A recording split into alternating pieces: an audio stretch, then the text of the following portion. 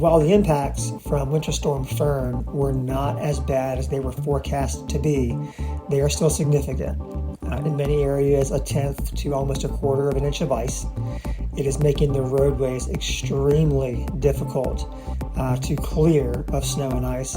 It has created dangerous conditions around the home, and they have really set us up to where this coming winter weather, again expected to bring 3 to 4 inches, that snow on top of the snow and ice already on the ground is going to make travel conditions extra difficult and dangerous, and will make conditions moving around your home that much more difficult. We want people to just be careful. Moving around the home, outside of the home if you need to, using those handrails, making sure that you have appropriate footwear to be able to walk in these conditions. We don't want folks getting complacent and falling down their steps and getting injured.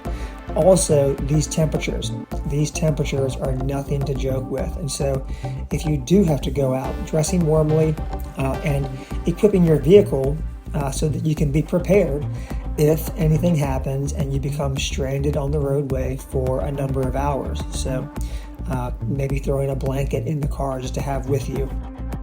With the coming weather, we will do what we always do. We will watch the forecasts.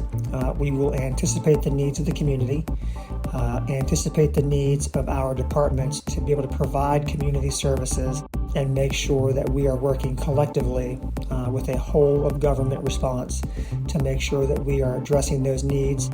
We would encourage anyone to go to ready.gov and find more preparedness tips, or for some tips customized for Henrico County, visit henrico.gov/EMWS.